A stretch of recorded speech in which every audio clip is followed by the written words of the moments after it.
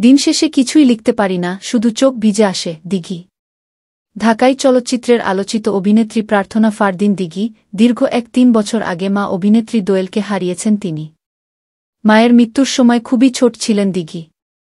তবে এতদিন পরও সেই মায়ের কথা মনে করে কেঁদে ওঠেন তিনি। মাকে নিয়ে স্মৃতিচারণ করে সে কথাই জানালেন দিঘি। শনিবার ২-৮ ডিসেম্বর অভিনেত্রী দোয়েলের ৩তম মৃত্যুবার্ষিকী। এদিন মায়ের কথা স্মরণ করে সোশ্যাল মিডিয়া ফেসবুকে একটি আবেগঘন স্ট্যাটাস দিয়েছেন দিঘি। মা হারানোর কষ্টের কথা ফুটে উঠেছে সেই স্ট্যাটাসে। আবেগঘন স্ট্যাটাসে দিঘি লিখেন, আমি তোমার ছায়ে ছায়ে থাকি মা। ৩ বছর কাটিয়ে দিলাম, আর কতটা বছর যে কাটাতে হবে। সময় কখনো থেমে থাকে না, কিন্তু প্রতিনিয়ত তোমাকে আমি অনেক মিস করি, মনে করি মাম্মি। কিছু লিখতে চাই কিন্তু দিন শেষে কিছুই লিখতে পারি না, শুধু চোখ ভিজে আসে। অনেক অনেক বেশি তোমাকে ভালোবাসি। সবাই আমার মার জন্য দোয়া করবেন। রাব্বির হামহুমা কামা রাব্বাইনি সাগিরা। দিঘর সেই স্ট্যাটাসের মন্তব্যের ঘরে তার মামা ভিক্টর লিখেছেন, আল্লাহ আমার বোনকে বেহেশত নসিব করুক।